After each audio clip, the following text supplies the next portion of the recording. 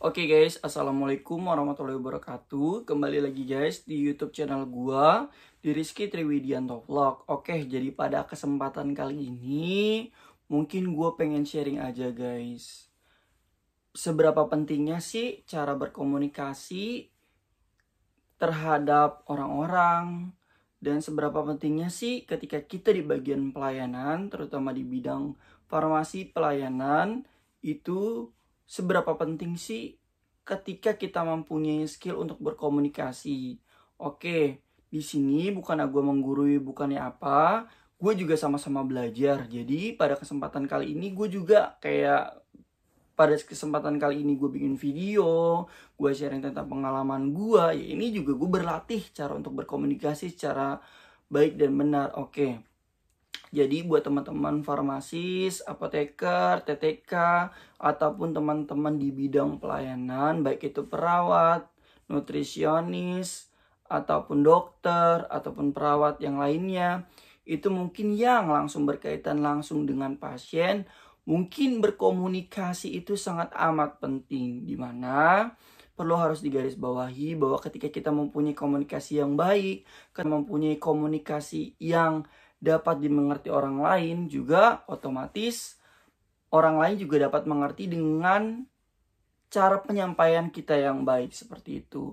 Pada contoh kasusnya adalah ketika kalian di bidang pelayanan, terutama di bidang rawat jalan farmasi ataupun yang berlangsung berkaitan dengan pasien, otomatis skill dalam berkomunikasi itu sangat amat penting guys. Kenapa?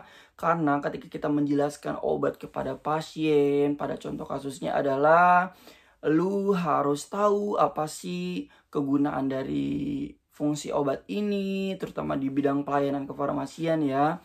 Terus lu harus tahu aturan pakainya, cara pemberiannya itu seperti apa. Makanya waktu ketika kita berkuliah itu diajarkan tentang KIE, Komunikasi, Informasi, dan Edukasi. Itu sangat amat penting guys. Dimana ketika kita mempunyai komunikasi yang baik, ketika kita mempunyai edukasi yang baik, kita dapat menyampaikan pesan terhadap keilmuan kita secara baik gitu loh guys. Dan juga mungkin perawat, dokter, ataupun tenaga kesehatan lainnya, ketika kita mempunyai relasi sesama rekan, ketika kita mempunyai komunikasi yang baik, itu akan memberikan kesan yang positif juga guys pada tenaga kesehatan lainnya. Ketika kita tidak mempunyai komunikasi yang baik, ya otomatis ya kesal juga kepada kita seperti itu. Dan juga untuk komunikasi yang baik itu ketika komunikasi disampaikan secara baik dan benar.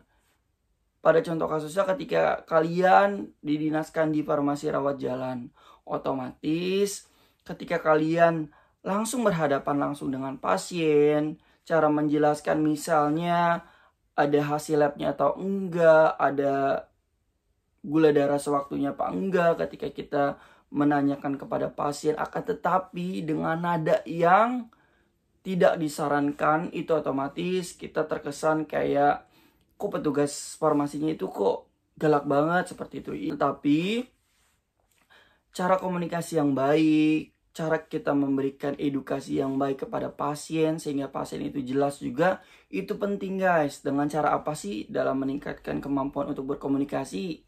Untuk gue sendiri adalah belajar di depan cermin guys. Dimana ya udah lu ngomong aja sendiri, belajar ngomong sendiri. Misalnya lu mau KIE nih, komunikasi, edukasi, dan informasi kepada pasien. Ini gue juga masih belajar juga guys ya. Ya lu bisa belajar juga di depan kaca seperti itu. Cara komunikasi, cara memberikan obat yang baik dan benar di depan kaca. Gak apa-apa, pede aja. Kalau misalnya kalian masih malu ataupun masih fresh graduate yang masih susah untuk berkomunikasi secara lancar kepada pasien, ya kalian juga bisa belajar di depan kaca. Dan pada kesempatan kali ini, pada momen yang sangat penting ini nih, yang sangat gue bikin video kali ini, gue juga belajar juga cara untuk berkomunikasi, cara untuk tetap tenang ketika kita menghadapi pasien itu seperti apa. Ya seperti ini cara gue berkomunikasinya, dan cara gue belajar itu seperti ini juga gitu loh. Jadi dengan cara gue bikin video kali ini ataupun bikin video konten-konten yang istilahnya sebelum-sebelumnya itu ya gue juga belajar juga untuk berkomunikasi secara baik dan benar. Jadi gue juga sama-sama belajar untuk menjadi pribadi yang ingin meningkatkan keilmuan juga guys. Oke. Jadi dua hal itu sih sangat penting menurut gue pribadi, adalah ya belajar di depan kaca buat teman-teman yang masih ingin belajar dalam berkomunikasi yang secara baik, dan juga bisa belajar kayak gue kayak gini di depan kamera langsung. Dan juga mungkin ketika teman-teman yang masih pada kuliah ataupun yang ada bekerja tetapi dia selalu melakukan presentasi, ya itu juga jangan sampai kesempatan itu tuh dianggurin aja gitu guys.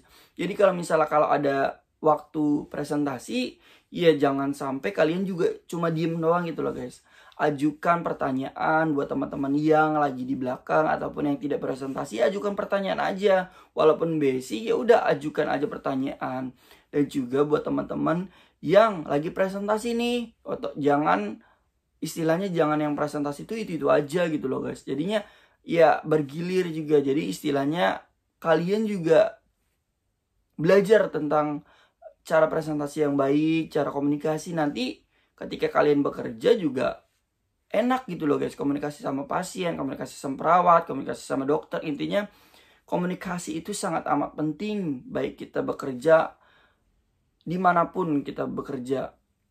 Mungkin itu adalah salah satu tips aja guys dari gue. Mungkin gue nggak menggurui juga, dan gue juga sama-sama belajar nih guys. Jadi gue juga belajar juga untuk menjadi komunikasi yang lebih baik lagi, meningkatkan keilmuan. Oke, jadi cukup sekian aja guys untuk video gue kali ini. Kurang lebihnya gue mohon maaf. Wassalamualaikum warahmatullahi wabarakatuh.